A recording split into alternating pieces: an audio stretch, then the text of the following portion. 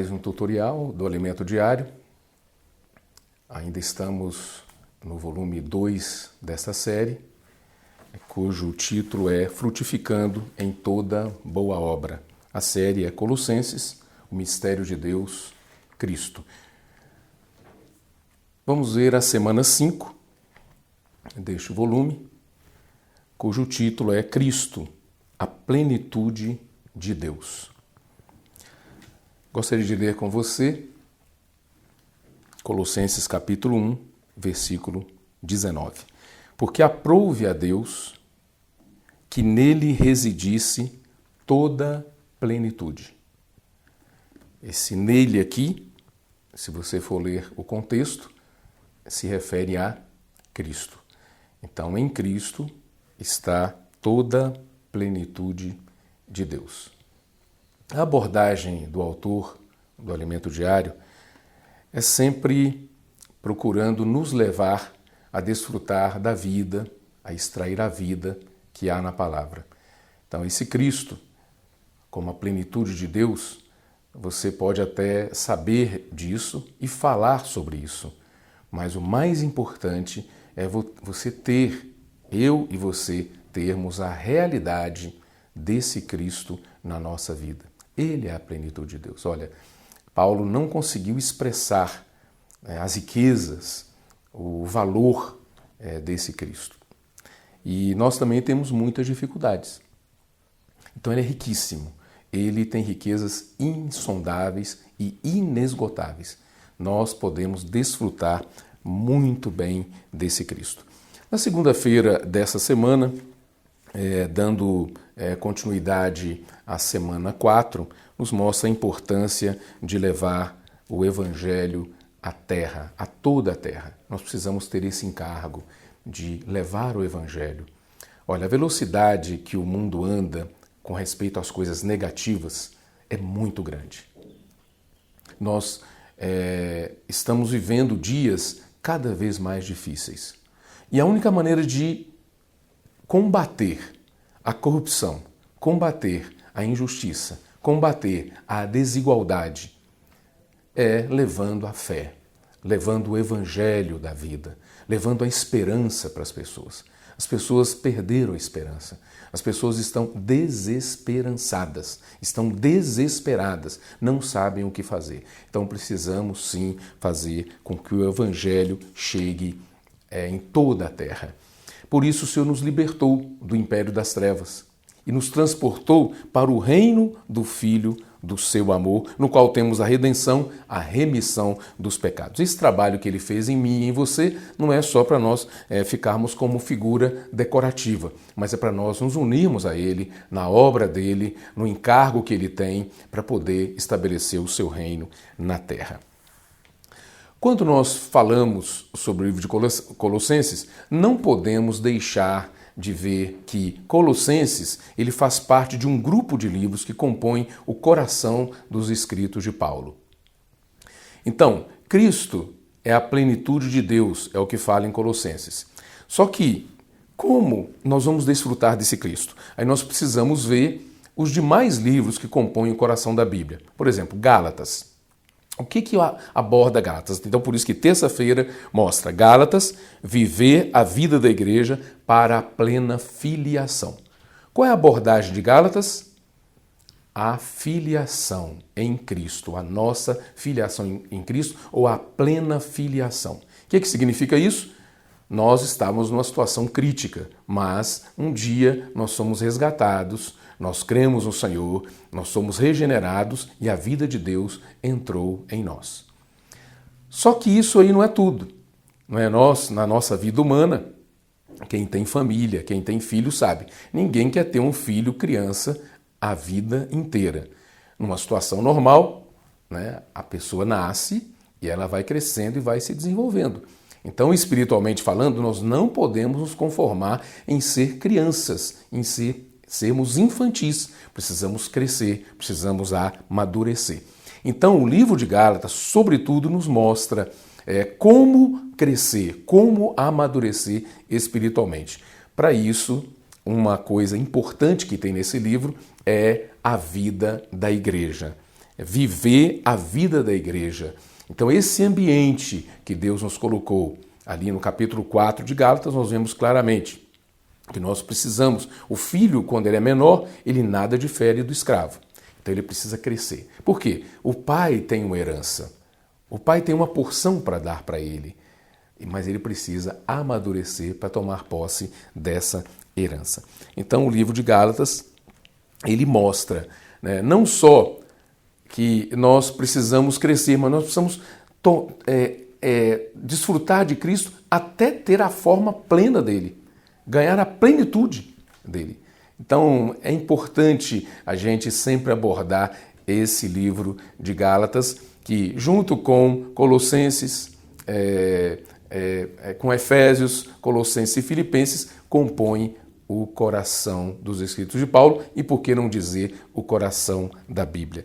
E em edições anteriores, nos tutoriais anteriores, nós até utilizamos, né, o autor nos ajuda a usar esses livros e compara a um avião, né, ao avião da economia neotestamentária de Deus. E o livro de Gálatas é o corpo desse avião, é a cabine desse avião. O que tem ali na cabine do avião não é só uma casca, mas ali tem os passageiros e também tem pessoas que cuidam desses passageiros. Tem o piloto, tem o copiloto e tem todo o corpo de comissários cuidando do bem-estar dos passageiros. Então, o que é a vida da igreja? O livro de Gálatas expressa muito bem. Na vida da igreja nós temos irmãos que cuidam de nós, que são os nossos tutores e os nossos curadores. Traduzindo para as palavras dos dias atuais, são presbíteros, né, diáconos, são irmãos que nos apacentam, que nos pastoreiam, que nos alimentam espiritualmente. Eles estão ali na vida da igreja, cuidando de nós. Para quê? Para o nosso crescimento, para o nosso desenvolvimento espiritual. Então, ter a percepção de que nós somos filhos de Deus ainda não é suficiente. Nós precisamos, além de ter essa percepção, ter o desejo de crescer para que possamos alcançar a filiação plena e Deus olhar para nós e falar assim, agora sim eu posso confiar a esse filho toda a minha herança. Isso deve gerar em nós um anseio por permanecer no Senhor e receber sua rica provisão de vida por meio da palavra e da comunhão no viver da igreja. Que o Senhor nos dê esse anelo, esse anseio. Não queremos viver uma vida da igreja água com açúcar, mas queremos sim ter uma vida cristã cheia de novidade, cheia de frescor, cuidando das pessoas e também deixando os irmãos e as pessoas cuidarem de nós. Ainda na quarta-feira, mostra sobre o livro de Gálatas e encorajando. Todos poderemos cooperar com o Senhor em sua obra nesta era e tomar posse da herança eterna reservada para nós na era vindoura. Então esse é o encargo do livro de Gálatas, que é aquela parte central do avião, né, o corpo do avião, ou a cabine do avião. Agora, esse avião, ele também precisa de duas asas, não é? Para poder alçar voo. Então, uma das asas, na quinta-feira, fala Efésios, né, que é uma das asas, e em Efésios mostra a obra do Deus triuno, toda a vontade de Deus, todo o plano de Deus. E o tema de Efésios é que o mistério de Cristo é a igreja. Então nós estamos vendo no livro de Colossenses que o mistério de Deus é Cristo. E no livro de Efésios nós vemos que o mistério de Cristo é a igreja. Então toda aquela obra que o Deus triuno realizou, o Pai, o Filho e o Espírito, foi para produzir a igreja, o corpo de Cristo, que é a plenitude daquele que a tudo enche em todas as coisas. Agora, como Deus vai produzir a igreja? Que tipo de material ele usa? E o livro de Efésios também nos mostra quem éramos nós. Às vezes nós somos tão arrogantes, tão orgulhosos, mas nós precisamos nos lembrar de quem éramos antes da nossa vida com Deus, antes de crermos no Senhor, antes de nos voltar para Deus. antes de nos converter ao Senhor. A nossa vida, nós éramos como um tição ali, tirado do fogo. O Senhor nos tirou daquela condição. Por meio da sua graça, da sua misericórdia, nós somos alvo da graça, da misericórdia e do amor do Senhor. E Ele nos tirou daquela situação. Nós estávamos mortos em nossos delitos e pecados e Ele nos deu vida. E, além disso, Ele começou a trabalhar em nós. Começou a fazer um trabalho para poder produzir a sua melhor obra, a sua obra-prima. No versículo 10 do capítulo 2 de Efésios diz assim, somos feitura dele. Essa palavra feitura, no grego, é poema, ou seja, obra-prima de um artista. É a melhor obra do artista. Então, Deus, Ele me tirou e tirou você de uma condição miserável, caída, degradada e quer produzir em nós a sua melhor obra. Isso é uma honra muito grande. Agora, para fazer esse trabalho, nós passamos por muitas situações. Nós enfrentamos muitas dificuldades. Então nós temos que ficar sempre atentos. Pessoas, situações, circunstâncias. O Senhor usa tudo aquilo ali para trabalhar em nós. Às vezes a gente fica meio desesperado com algumas pessoas, não é?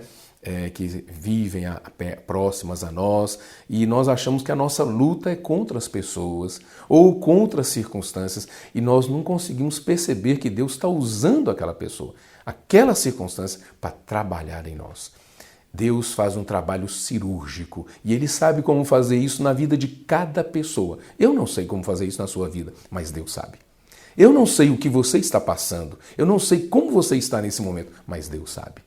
E Ele vai preparar circunstâncias, vai preparar situações para produzir em você a melhor obra dele. Nossa vida cristã, aqui diz, é um constante trabalhar do Senhor em nós, por meio de pessoas e circunstâncias que providencialmente levanta em nossa vida. Ele executa sua obra transformadora em nós até que sejamos completamente como Ele é em vida e natureza. No fim, vai apresentar a todo o universo a sua obra-prima. Aqui tem uma pergunta. Você quer ser trabalhado? Você quer ser trabalhado por Deus? Você quer se tornar essa obra-prima de Deus? Então aqui diz, você pode orar. Deus, faça segundo tua vontade. Teu trabalho em mim. O que não está de acordo com a tua vontade, o que não pode permanecer, elimina, Senhor. Se há algo que precisa ser removido para que eu possa reinar contigo, por favor, remove. Remove, Senhor. Assim, acima de tudo, acrescenta mais de ti mesmo a mim. Ainda sou tão natural e cheio de mim mesmo. Mas neste momento eu me esvazio e me abro a ti para que me enchas de ti mesmo. Ó Senhor Jesus, você pode fazer essa oração diariamente. Se renda ao Senhor. Não seja arisco. Não fuja do trabalhar de Deus na sua vida. Eu sei, você tem um chefe, você tem colegas de trabalho, você tem colegas de escola, você tem professores, você tem vizinhos. Olha, a maioria das pessoas é composta de gente boa. Tudo bem, tranquilo. Mas tem uma aqui e ali que nos fazem sofrer um pouco mais. Reclamam, se queixam, criticam, falam mal, ficam pegando no nosso pé. Não é? Parece que não tomam conta da vida delas, vão tomar conta da nossa vida. E isso deixa a gente muito agitado. A gente não gosta de pessoas assim, não é verdade? Mas Deus usa essas pessoas para que nós possamos ser trabalhados por Ele. Se nós tivermos essa percepção, nós não vamos lutar contra as pessoas, nós não vamos brigar com as pessoas, nós vamos nos render ao trabalhar dele. E nós vamos orar pelas pessoas. Por mais difíceis que sejam, Deus pode ganhar aquela pessoa. Deus pode trabalhar nela. Quem sabe Deus está esperando uma reação sua. Quem sabe Deus está querendo mostrar para aquela pessoa, você, o que a obra de Deus faz na vida de uma pessoa, tornando uma pessoa humilde, tornando uma pessoa mansa, tornando uma pessoa paciente, com domínio próprio. Você quer ser trabalhado pelo Senhor dessa forma? Então você precisa ver, reconhecer que Deus está usando as pessoas e as circunstâncias à sua volta para produzir a sua obra-prima. Então, o mistério de Cristo, em Efésios, o mistério de Cristo é a igreja. E a igreja, ela está sendo hoje trabalhada pelo Senhor, está sendo edificada e Ele vai produzir a sua obra-prima para apresentar para todo o universo. Além de Gálatas, Efésios, Colossenses, que nós estamos vendo, nós temos o livro também de Filipenses. E Filipenses mostra, não é, dentro desse contexto do avião, Filipenses é um livro que fala assim: esquece das coisas que ficam para trás e olha para as que estão diante de você. Prossegue para o alvo, ou prossiga para o alvo, para o prêmio da soberana vocação de Deus em Cristo Jesus. Então, no sábado, nós vemos Filipenses, o reino é o destino dos filhos maduros. Deus quer dar um prêmio para você. E o livro de Filipenses fala isso. Eu nunca vi, né, eu não sou corredor de maratona, de nada, mas se você for ver as pessoas que correm, né, ou de carro, ou a pé, ou de moto, ou de bicicleta, elas estão sempre olhando para frente. Olhando para frente não é necessariamente olhar para frente, mas olhar para o alvo. São pessoas focadas, são pessoas que entram ali com o intuito de ganhar, de vencer. Elas não entram para fazer uma experiência. Será que vai dar certo? Não, elas entram para vencer. Então, no campo espiritual, eu não posso ficar entrando só para bater cartão na vida espiritual. Eu preciso entrar para valer. Eu preciso viver a vida cristã para vencer. E é isso que nos ajuda a fazer o livro de Filipenses, que também faz parte do coração dos escritos do apóstolo Paulo, do coração da Bíblia. É muito interessante. E assim nós vamos caminhar rumo ao reino. Eu queria ler com você Colossenses capítulo 2, versículo 3, falando sobre esse Cristo maravilhoso, que é a plenitude de Deus, diz assim: em quem todos os tesouros da sabedoria e do conhecimento estão ocultos. A plenitude de Deus está em Cristo. E aqui fala: todos os tesouros da sabedoria e do conhecimento estão ocultos.